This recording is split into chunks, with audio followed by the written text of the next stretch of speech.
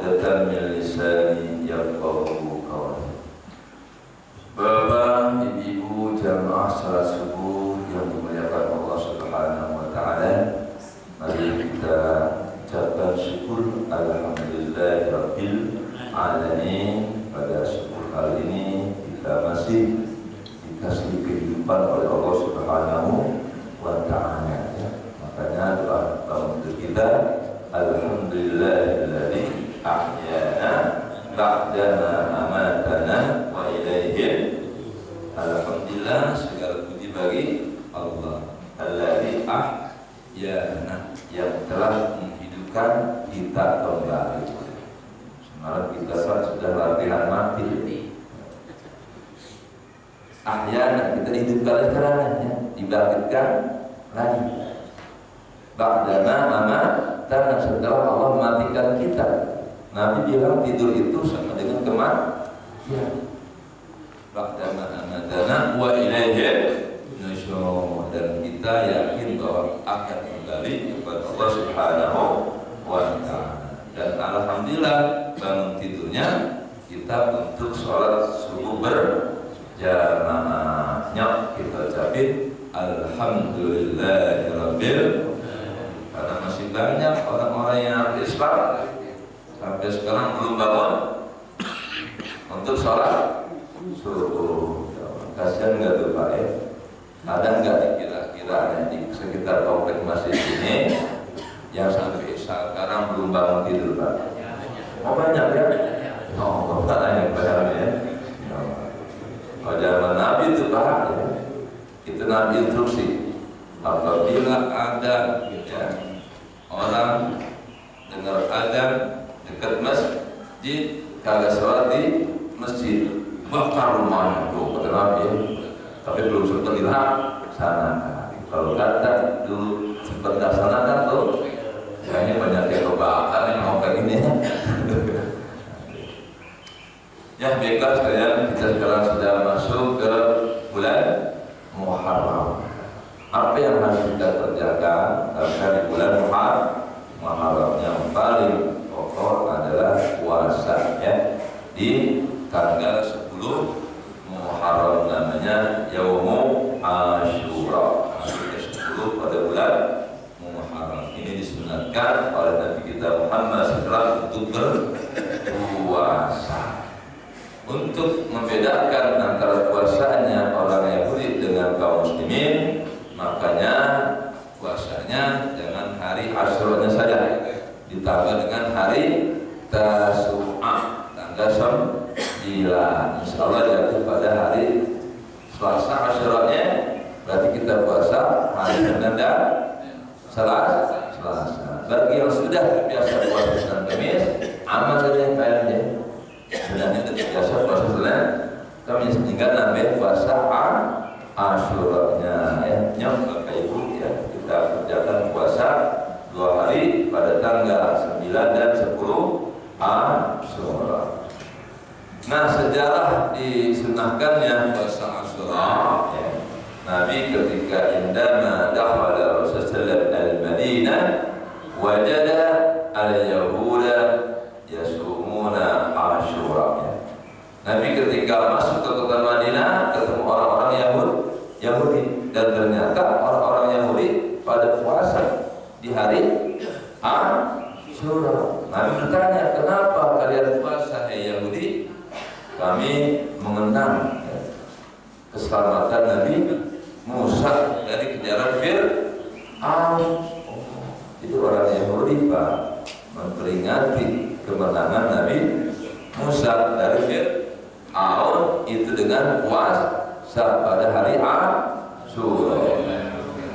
Kata Nabi kita, wahai para sahabatku, nahnu ahaqqu minhum, kita lebih berhak daripada orang Yahudi untuk memperingati kemenangan Nabi Musa. Maka dari itu tolong ya, nanti kita berpuasa. Kata Nabi, nanti kita puasa juga pada hari Asyura, dan ditambahkan tanggal 9 Asyura. Dan pahalanya Bapak Ibu sangat besar. Puasa 1 Asyura saja itu apa? Yukaffiru al-dzunub sana.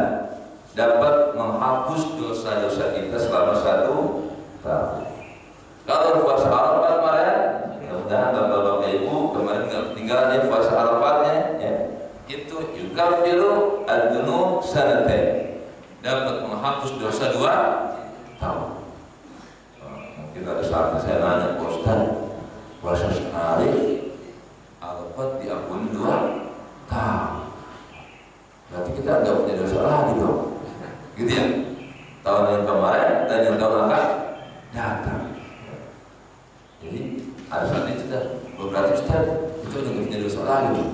Ya udah, Allah salah saya umatnya Nabi kita Muhammad Sallallahu Alaihi Wasallam dengan puasa 1 hari Asyura saja Allah janjikan ampunan 1 tahun. Kalau puasa Arafah ampunan 2 tahun. Emangnya kalian mau dosa diampuni? Bapak Ibu, mau nggak dosa diampuni? Mau.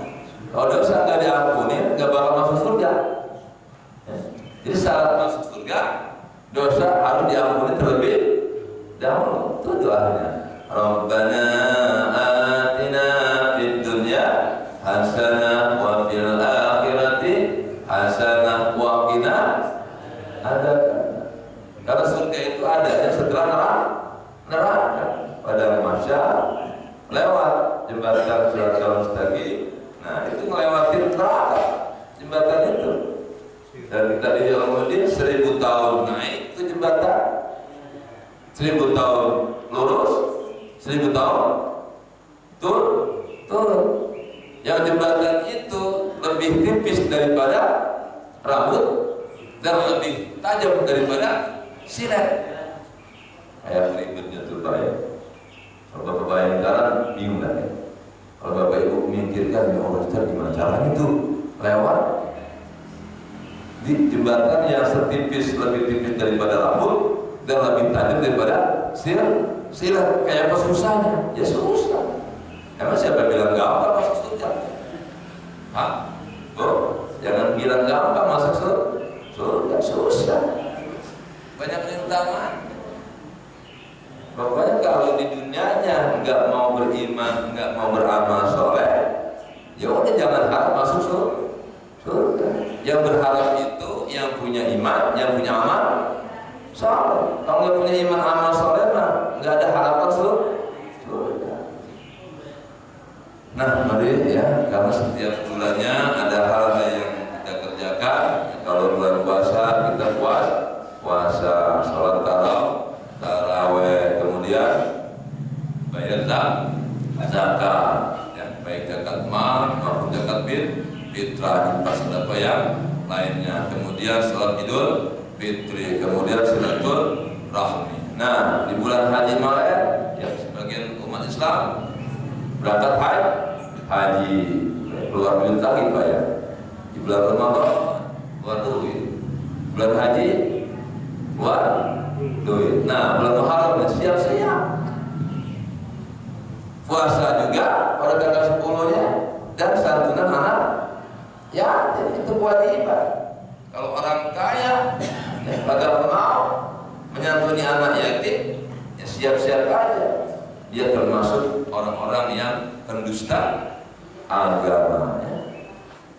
Al-ayat alladzi yukadzibu bid-din, fadzalika alladzi yad'ul yatim wa la yahuddu 'ala ta'amil miskin. Nah, besok tanggal 10 disunahkan kita berpuasa dan kita namsah ra'sa yatimin.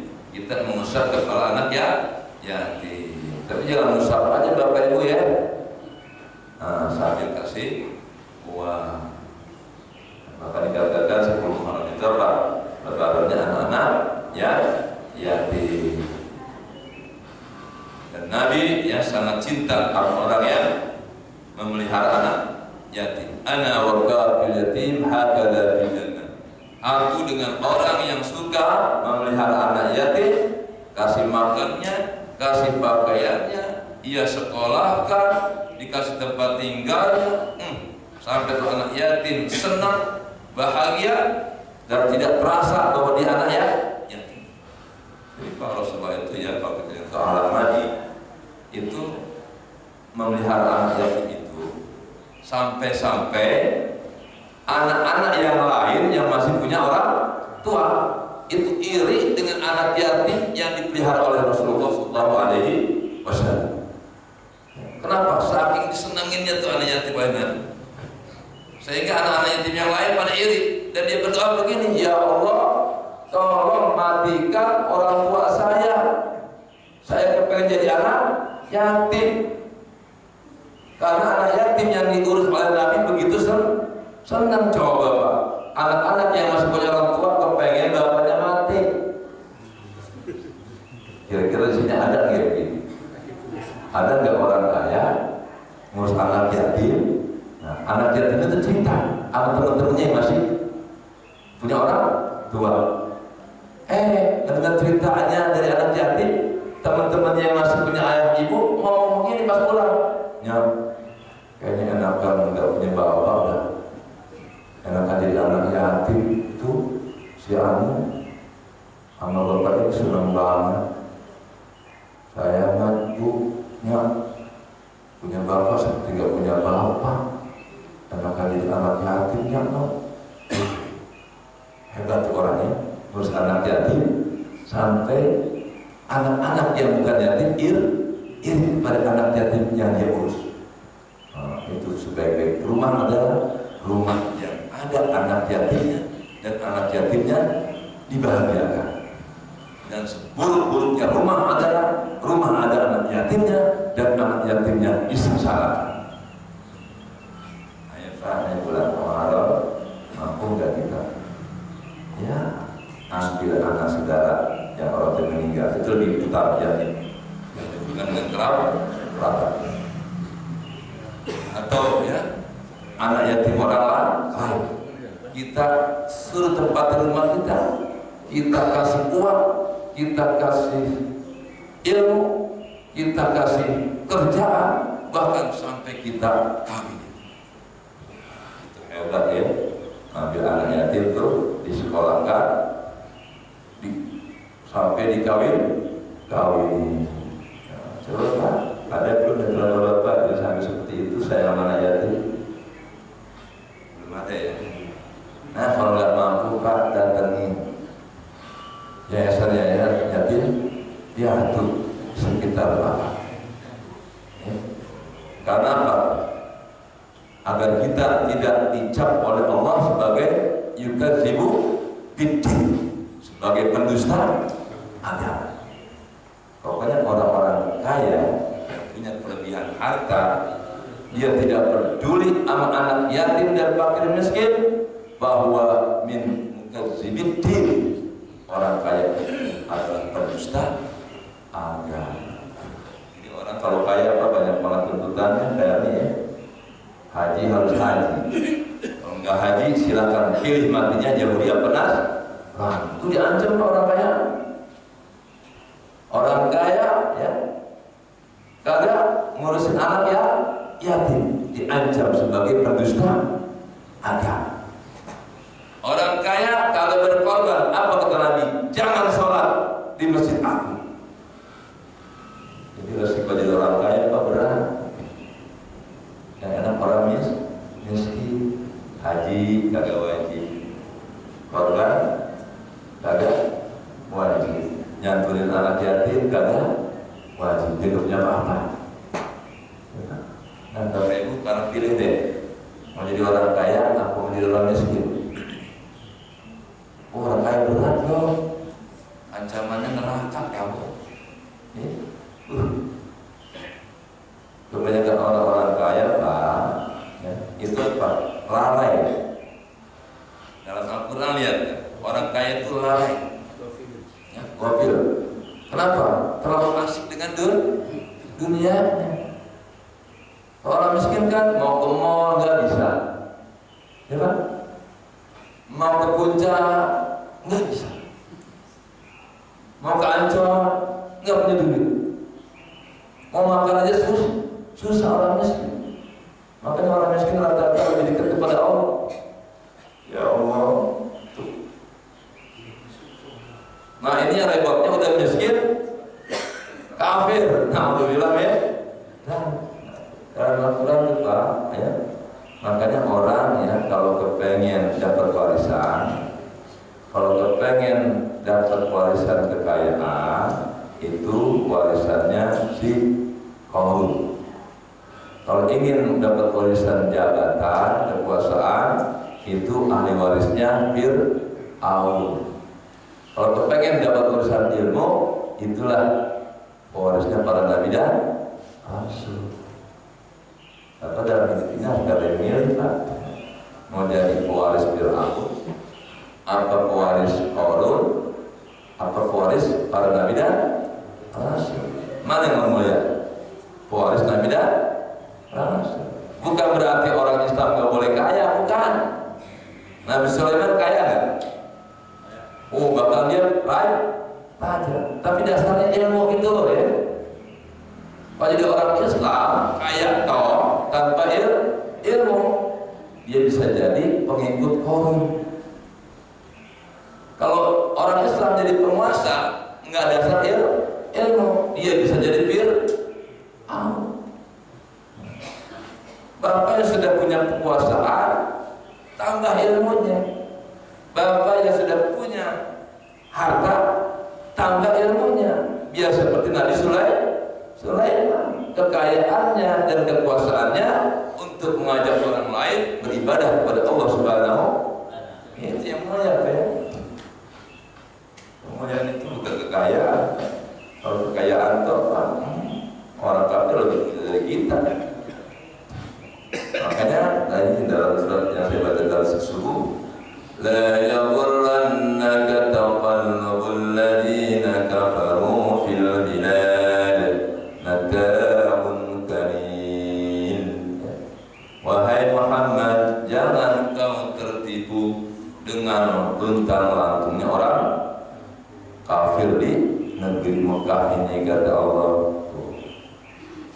Jangan terlena dengan mereka orang-orang kafir yang jalan kemari, pagi sudah di Singapura, makan siang di Hong Kong, makan malam di Amerika. Itu orang kaya banget ya. Sarapan di Bali, makan siang di Singapura, makan malam di Amerika. Ada kayak begitu? Ada. Oh, itu orang senang banget ya, kata kita ya, yang kagak ngalamin, padahal belum tentu ya.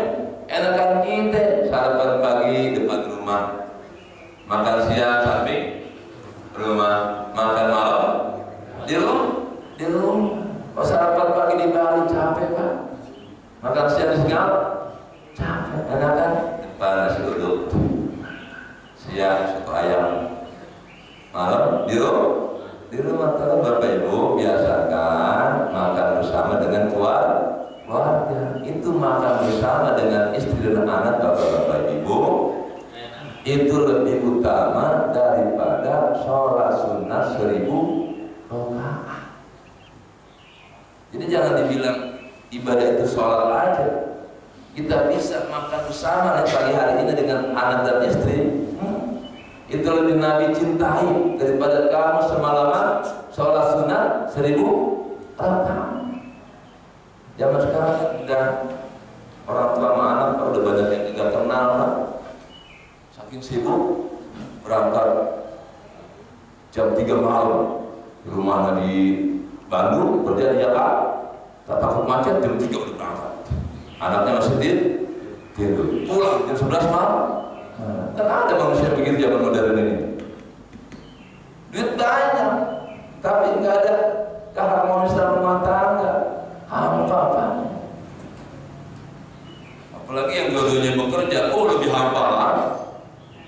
Itu anak-anak kita, Bapak Ibu, kalau dua-duanya kerja, itu kalau mau protes. Makanya saya di kantor seragama, Pak, ketika nasihatin pengantin, saya tanya, kerja, suaminya kerja, istrinya kerja. Ya tolongnya kalau di sana perempuan nggak usah kerja,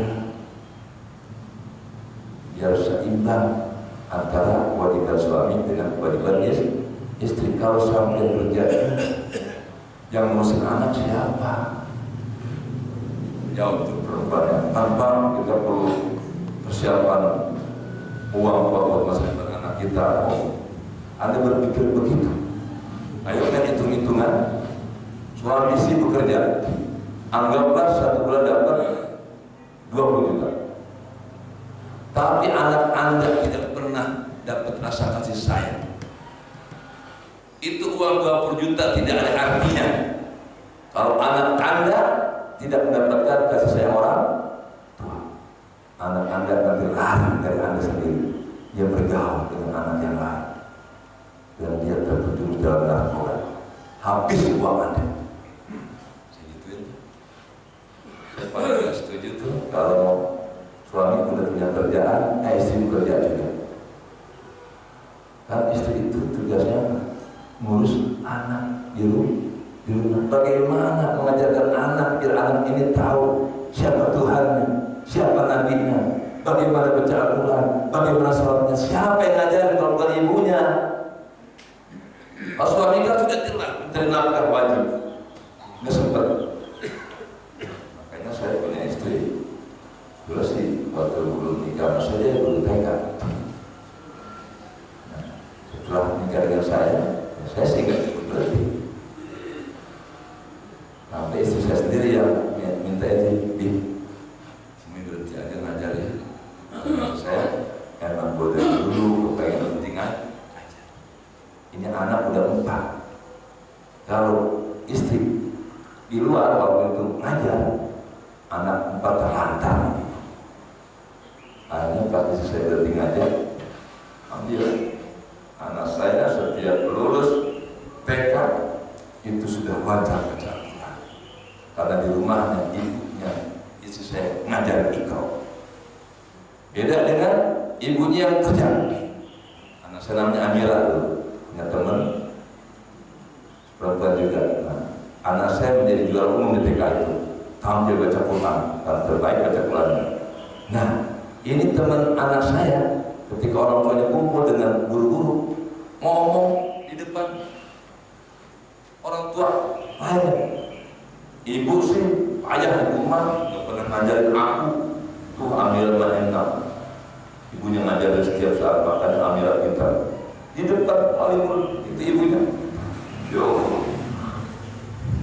nangis bu, aku sibuk mencari uang untuk anakku, tapi ketika seperti ini anak tak bangga dengan uang yang banyak aku miliki. Anak lebih bangga, ibu kapan ajarin aku Quran bu, ibu kapan ajarin aku masak bu, ibu kapan ajarin aku menjadi istri yang solehah bu. Ibu hanya bisa kasih uang, tapi tidak pernah membimbing. Ayo, pokoknya mohon maaf keluarga yang suami istrinya bekerja itu lebih rentan keluarganya tidak harmonis. Penelitian banyak. Karena di kepala seorang ibu bagi anaknya itu tidak bisa dibayar dengan uang. Ketika seorang bayi disusui oleh ibunya, dekapan ibu itu nggak bisa diganti dengan uang berapa miliar pun Bapak Ibu. Itu lebih anak butuhkan ibu. Aku ingin pelukanmu ibu. Aku takut ibu.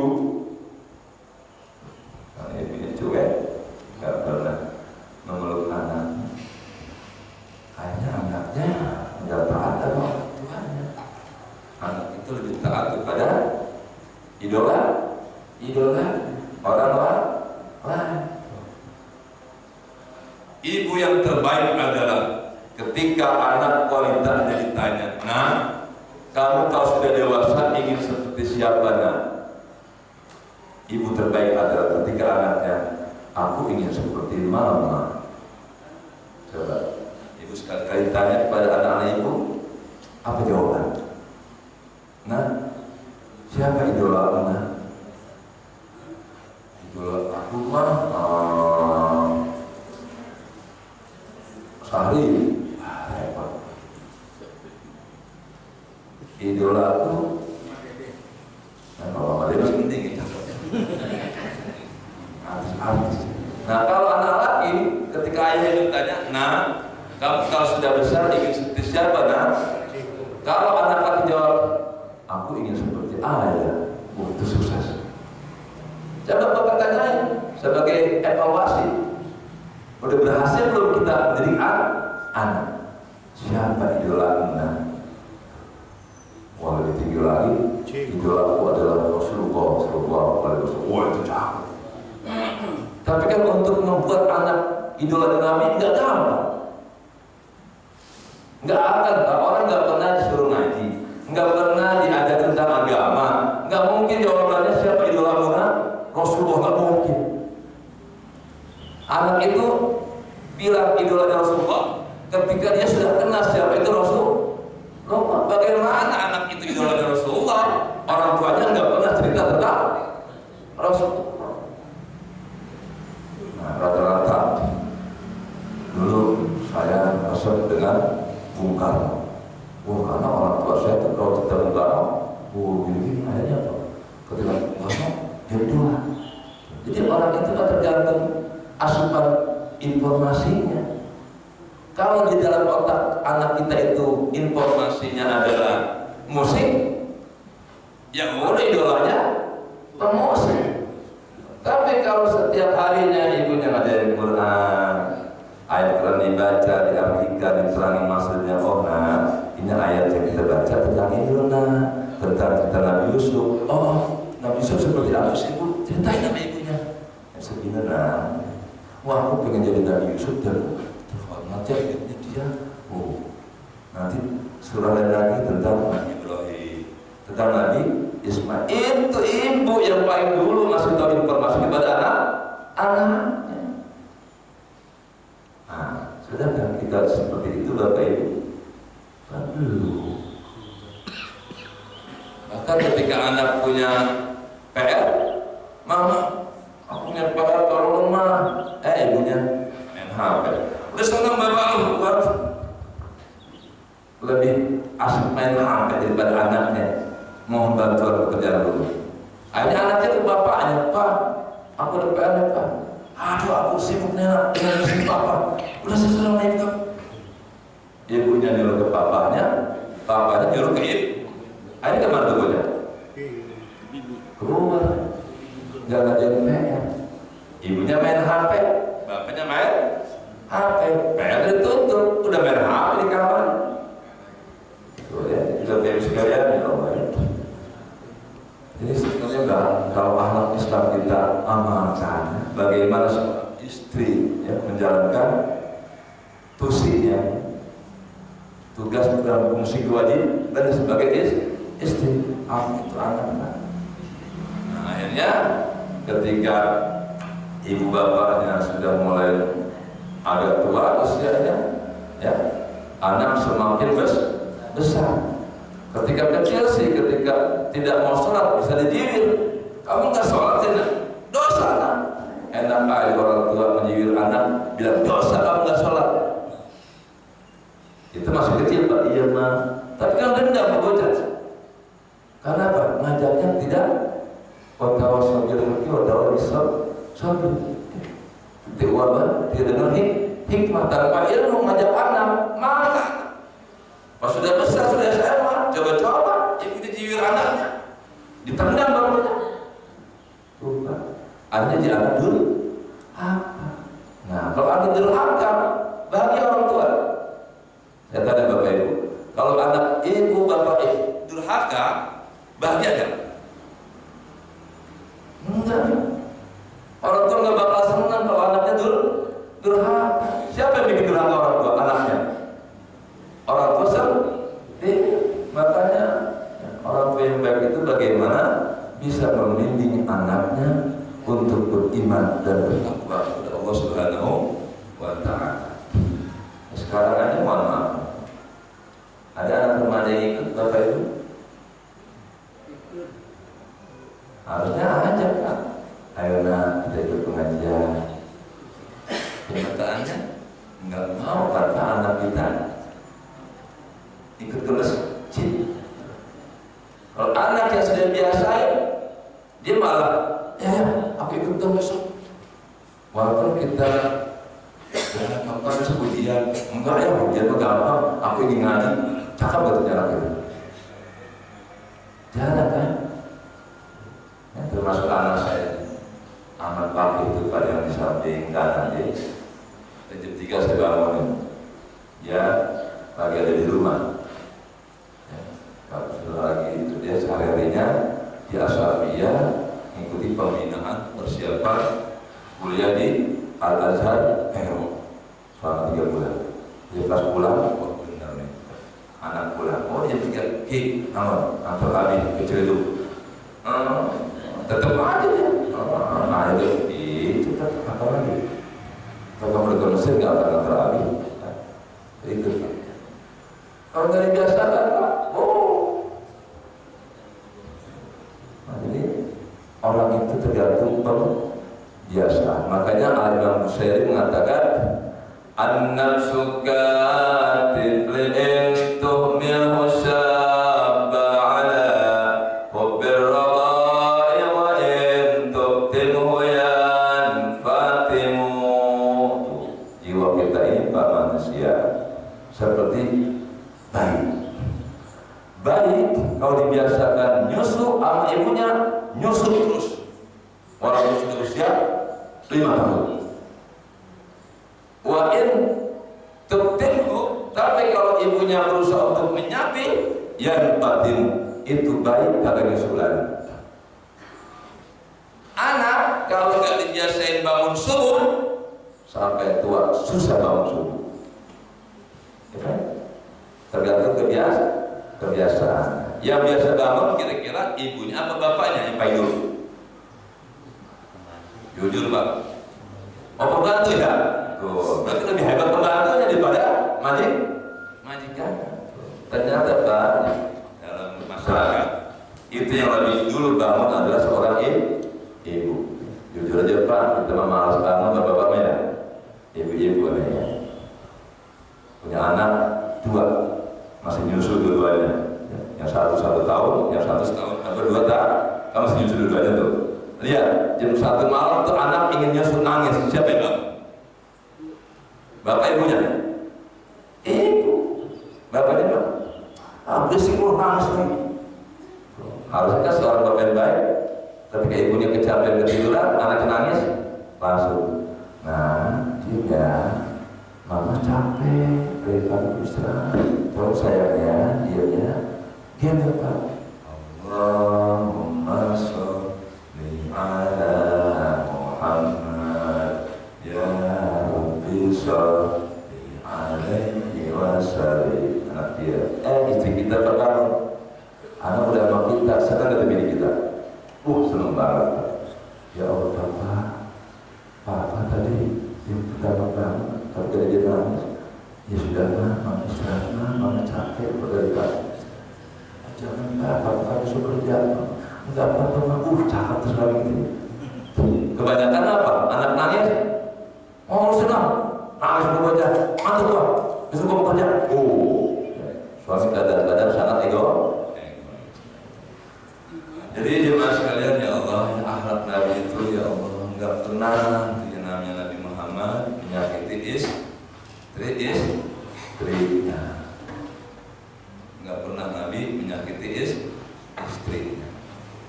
Kalau kita kan seringkali nyakitin istri. Kalau kita seringkali kebohongin istri. Kalau Nabi enggak pernah bohong sama istrinya, enggak pernah nyakiti istrinya. Akhlak Nabi kita contoh dalam rumah tangga ya. Jadilah suami yang dibanggakan oleh anak dan istrinya. Kalau istri sudah bangga sama suaminya, mantap ya. Ini istri ngebanggain suami orang. Ya ribet aja. Ya, dia lebih bangga kepada suami orang. Mas, mohon maaf ya Pak, ketika reuni atau ketika pesta itu kan kita nggak membawa istri, teman kita pun bawa istri. Itu Pak, antara istri kita dan istri teman kita itu kan pada ngobrol tuh, itu akan membandingkan. Pasti istri kita ketika dia bergaul dengan istri teman yang lain, enak ya kamu jadi istri Pak ini, biasa. Kalau dia suamimu itu perhatian sama kamu tuh Pak, gua mau boro-boro. Kalau ibu setiap hari lahir ibu, suami kasih hadiah, ini Bu, tuh kan suami ibu enak banget. Kalau ibu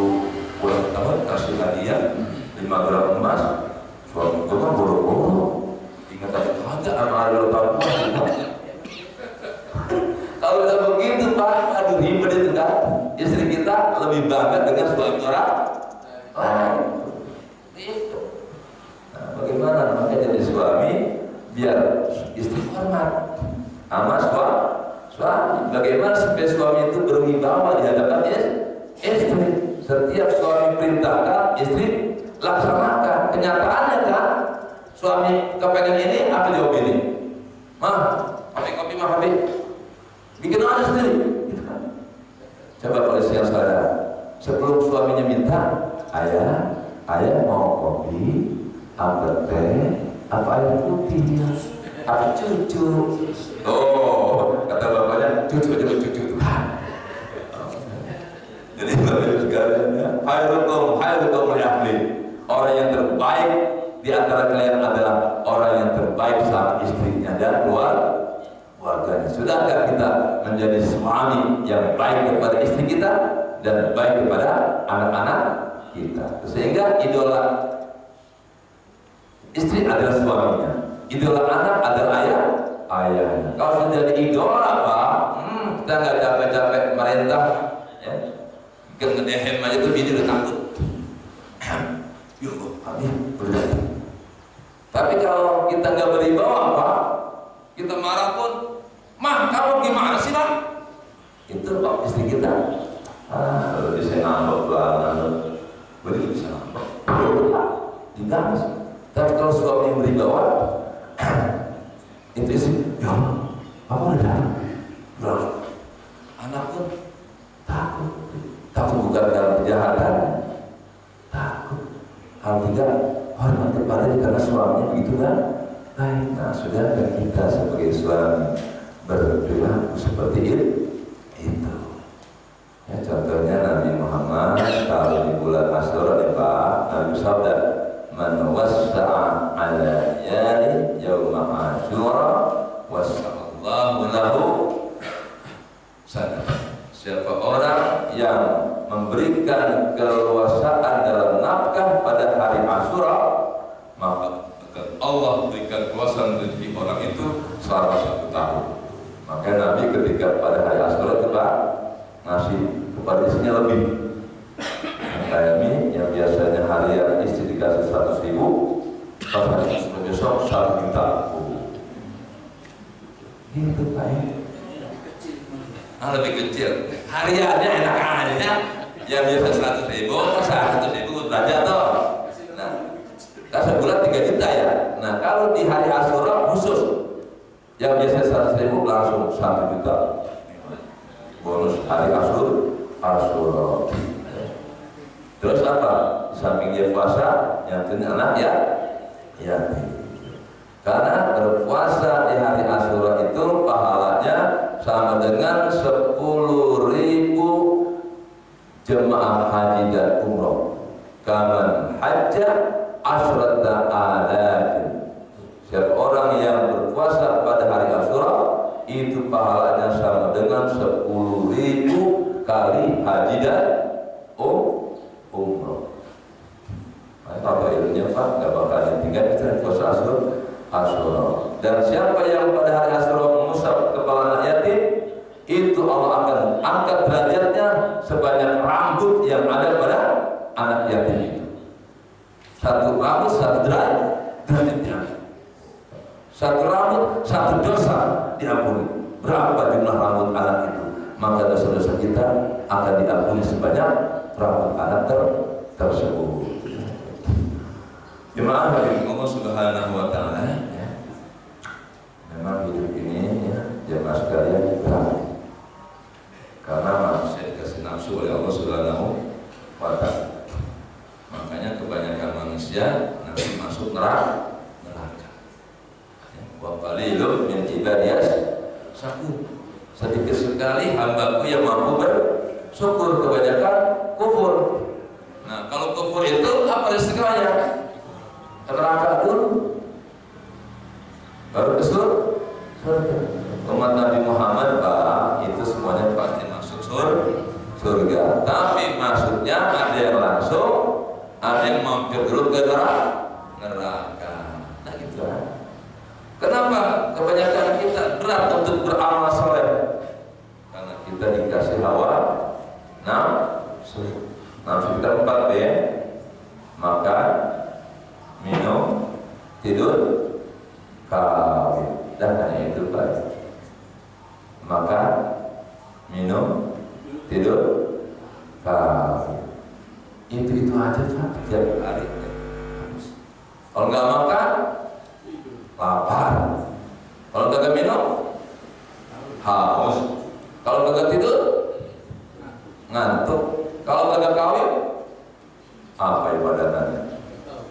Bingung ya Pak. Nggak makan, lapar. Nggak minum, haus. Nggak tidur, ngantuk. Nggak kawin, oh pusing itu Pak ya. Jujur Bapak ya, itu pengalamannya sama Pak. Saya juga Pak ya. Kalau nggak kawin pusing. Kalau nggak makan, lapar, masih nahan Pak ya. Ya Pak, kita lapar ya, nggak makan, lapar masih bisa tahan. Nggak minum, haus masih bisa tahan. Nggak tidur, ngantuk masih bisa tahan. Tapi kalau sudah nggak kawin, pusing, mana tahan. Tuh, itu baik yang masih muda maupun sudah tua. Kalau nggak kawin, pusing, mana tahan. Nah, 4 nafsu inilah manusia dikungkung oleh 4 nafsu, ya. Sehingga dia hidupnya sibuk mencari makan, sibuk mencari minum, sibuk untuk tidur, sibuk untuk kawin, sehingga untuk ingat Allahnya terganggu dengan 4 nafsu ini. Lihat kan, berapa banyak saudara-saudara kita yang tidak sholat ketika dia nyari makan. Berapa banyak tuh para pedagang di pasar Tanah Abang yang tidak sholat Jumat. Berapa banyak supir-supir di terminal yang tidak sholat. Untuk apa mereka? Nyari makan. Habis makan, seret, pengen minum. Udah makan minum, puas, ngantuk, dia tidur. Sudah puas, dia bangun, kepengen. Jadi putar-putar di situ aja Pak manusia. Nah, makanya manusia yang hanya pikirannya makan, minum, tidur dan kawin, itu manusia udah ikakal an'am. Manusia mereka itu seperti binatang. Lihat ya Pak ya. Saya dulu waktu kecil suka lawan kebo. Sama banget Pak manusia dengan kebo. Kalau hanya makan, minum, tidur, kawin. Ayo Pak, kata guru saya waktu kecil. Kebo makan, lo makan. Kebo minum, lo minum. Kebo tidur, lo tidur. Kebo kawin, lo juga. Bedanya sholat antara kebo sama manusia. Tadi orang hayya 'ala shalah. Kata kebo, Bang, itu suara apaan? Ajan, Bok. Ada apaan, Bang? Ya panggilan sholat lah. Abang saya? Enggak. Kalau gitu sama dong abang sama ayah itu. Kalau ada suami enggak sembahyang, istrinya rajin sembahyang, berarti malam hari itu bininya ditaikin. Kalau lakinya rajin sembahyang, bininya kagak sembahyang, maka nanti malam itu lakinya naikin. Kalau laki bini dua-duanya kagak salat, kagak sembahyang, berarti nanti malam itu main ke bawah. Kalau ada kakek neneknya, nyak babenya, anak mantu cucunya kagak pada sembahyang, itu namanya keluarga bohong. Alhamdulillah ya. Saya gitu aja Pak, setiap pernikahan Pak, pasti Pak pengantin saya tanya tentang sholat. Pasti Pak, saya nggak tahu Pak. Ya, saya namanya si Ahmad Man. Jawab yang jujur. Lo mau sholat apa disolatin? Lupa orang bertanya gitu Pak. Sholat Pak. Isinya aneh. Jujur jawab yang jujur. Mau sholat apa disolatin? Sholat Pak. Kalau yang biasa sholat lah Pak. Jawabnya enak. Tapi yang jarang sholat, dia mikir dulu. Ada saksi RT kelihatan kalau gak sembahyang. Saya langsung tanya, teh, RT mau sholat atau sholat? Kalau teh RT harus bayar, jawabannya sholat Ustaz, sholat. Tapi kalau udah biasa sholat Ustaz. Saya tanya, jamaah, kan banyak tuh. Ya, jamaah. Bapak Ibu mau sholat atau sholat? Sholat. Alhamdulillah. Akhirnya terakhir saya setiap mau pamitan saya nyanyi dulu tuh. Ayo Bapak Ibu kita nyanyi bagi orang yang gak sholat. 1, 2, 3. Ya lagu apa Ustaz? Sengaja saya gak langsung gitu. Itu Bu yang ada walaupun 1, 2, 3. Walaupun hidup 1000 tahun kalau tak sembahyang apapun nanya. Ada RT nggak sholat langsung. Bu, ada RT, ada Ustaz. Itu jadi saksi. Tapi artinya nggak sembahyang. Ada lagunya Bu. Ayo Bu, 1, 2, 3. Walaupun jadi ketua RT kalau tak sembahyang apapun. Itu agak punya tahu. Artinya kagak sembahyang. Nyanyi keras banget Pak. Apapun. Saya langsung. Ada RW di sini. Ada Pak di belakang. Tapi nggak sembahyang. Ada lagunya. Ayo. Walaupun jadi ketua RW kalau tak sembahyang apapun. Ada orang kaya di sini. Ada Pak. Tapi nggak sembahyang. Ada lagunya Bapak Ibu. Ayo. Walaupun dia orang kaya kalau tak sembahyang apapun. Ada orang miskin Bapak Ibu sini. Banyak. Itu jawabnya. Jangan dah. Miskin kagak sembahyang lagi. Bapak udah miskin kagak sembahyang. Kaya aja gak sembahyang dilakuin gak enak ya. Walaupun dia orang kaya kalau tak sembahyang apapun.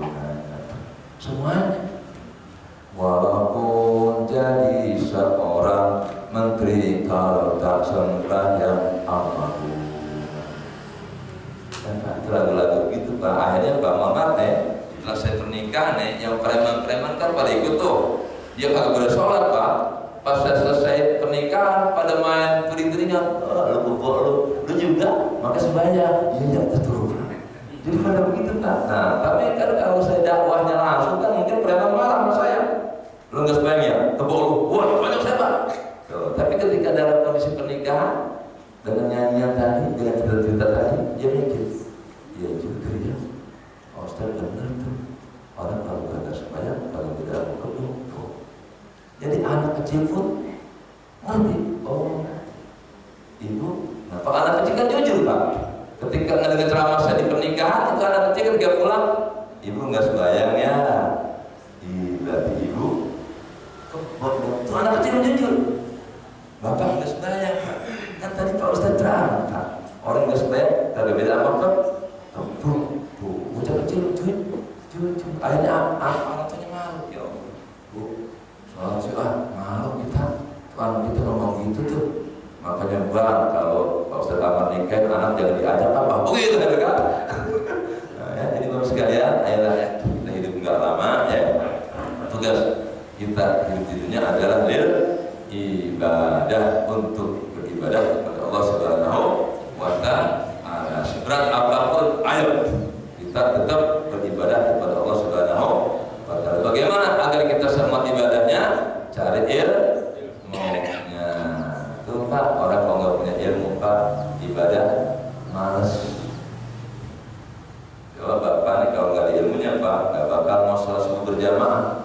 Tapi karena Bapak pernah dengar ya info dari para alim ulama ya, bahwa sholat, jangankan sholat subuh berjamaahnya, 2 sholat fajar yaitu qobliyah subuh khairun minad dunya wa ma fiha, itu pahalanya lebih besar daripada dunia beserta isinya. Itu kita kan dengar tuh hadis itu dari kiai. Kita sholat subuh, sholat sunat qobliyah subuh. Nanti dapat lagi ilmu dari para alim ulama. Sholat wajib kalian sempurnakanlah dengan sholat sunat rawatib. Pak, ya sebelum saya akhiri, mari biasakan Pak. Sholat wajibnya berjamaah, jangan ketinggalan 1 waktu pun. Karena kalau sholat ada ditinggalkan Pak, itu dosanya lebih besar daripada dosa membunuh dan dosa berzina. Pak, Bu, dosa orang ninggalin sholat itu a'zamu min dzunubil qatli waz zina. Itu lebih besar dosanya ninggalin sholat daripada dosa membunuh dan dosa berzina. Karena ada sebuah kisah dalam perjalanan Musa, ada seorang wanita yang sekarang semacam jablay lah dia, wanita malam. Nah, wanita ini berzina dengan seorang laki-laki sampai hamil. Setelah hamil, lahir, bayinya dibunuh. Tapi dia sadar ini sebuah dosa. Dia mau tobat menghadap Nabi Musa. Nah, oleh Nabi Musa diusir, pergi kamu, dosa kamu sudah terlalu. Karena jangan Nabi Musa Bapak Ibu, kalau ada satu warga aja berbuat dosa besar, itu membuat satu kampung tidak terkena air hujan. Wah, daripada musibah menimpa orang-orang kampung gara-gara dosa kamu, pergi kamu. Diusir tuh wanita tersebut oleh Nabi Musa. Maka terlunta-luntalah wanita tersebut di padang pasir. Langsung Allah panggil Jibril, wahai Jibril, tolong datangin Nabi Musa. Itu kenapa wanita tersebut diusir? Itu adalah hamba yang mau bertobat. Katakan kepada Musa, wahai Musa, ada dosa yang lebih besar daripada dosa wanita tadi, berzina, lalu hamil dan dibunuh anaknya. Apa itu? Dosa orang yang meninggalkan sholat. Langsung Jibril kepada Musa, wahai Musa, kenapa kau usir wanita tersebut? Begini Jibril, dosa sudah terlalu besar. Dia berzina, kemudian dia hamil, lalu dia lahir, anaknya dibunuh. Ya Allah, aku takut ada orang turun dalam negeri ini, aku usir dia. Emang itu aturannya dulu ya Musa. Wahai Musa, kata Allah, tahu gak kan dosa yang lebih besar dari itu? Apa itu Jibril? Dosa orang yang meninggalkan sholat. Makanya pas saya dari kecil, karena pernah dengar jelaskan dari guru saya nggak pernah tinggal sholat. Walaupun saya sakit, belum lama saya nggak bisa kencing seminggu, diinfus, saya sholat dalam keadaan bertaring. Saya minta izin dokter, saya mau ke kamar mandi mau wudu. Ustaz boleh bilang enggak, saya mau wudu. Wudu amat, saya sholat. Dan setelah sholat pun pas lama seminggu, itu setelah saya sehat, saya kodok sholat saya. Takut sholat ketika sedang sakit tidak sempurna. Saya kodok Pak, seminggu kali 5 waktu berapa? 35 kali sholat. Setiap saya habis sholat Zuhur, saya sholat lagi Zuhur yang untuk mengkodok sholat saya ketika sakit. Harus seperti itu Bapak Ibu sekalian ya. Nah jemaah sekalian, itulah yang dapat kita tadi pada pagi hari ini. Mudah-mudahan banyak manfaatnya. Amin ya rabbal alamin. Al-Fatihah. Alhamdulillahirabbil alamin. Arrahmanir rahim. Maliki yaumiddin. Iyyaka na'budu wa iyyaka nasta'in. Ihdinas siratal mustaqim. Siratal ladzina an'amta 'alaihim ghairil maghdubi 'alaihim waladdallin. Assalamualaikum warahmatullahi wabarakatuh. Waalaikumsalam warahmatullahi wabarakatuh. Alhamdulillah, saya memberkati pada Ustaz Amar Hasan yang telah menyampaikan tausiahnya pada pagi hari ini, yaitu terkait di mana pada saat ini kita telah memasuki bulan Muharram. Pada bulan Muharram ada beberapa amalan sunnah yang harus kita laksanakan. Di antaranya adalah tanggal 10 Muharram kita melaksanakan puasa Asyura yang sebelumnya tanggal 9 Asyura ya. Dan juga ada santunan anak yatim Ustaz ya. Mudah-mudahan kita semua bisa melaksanakan hal-hal yang sunnah yang diperintahkan oleh Rasulullah SAW. Baik, langsung saja barangkali ada pertanyaan dari Bapak dan Ibu. Ibu ada Ibu? Ada, Bapak ada? Sudah paham semua? Ya, alhamdulillah. Baik Bapak dan Ibu yang dirahmati Allah, sebelum saya lupa bahwa nanti malam pada sholat Isya di masjid kita ini biasa untuk peserta talaki jangan sampai tidak hadir. Mudah-mudahan kita semua diberikan kesehatan dan kesempatan untuk bisa mengikuti pelajaran talaki. Dan marilah ta'lim kita pada pagi hari ini sama-sama kita tutup dengan hamdalah dan doa kafaratul majlis. Alhamdulillahirabbil alamin. Subhanallahumma bihamdika asyhadu an la ilaha illa anta astaghfiruka wa atubu ilaik. Wabillahi taufiq wal hidayah. Assalamualaikum warahmatullahi wabarakatuh.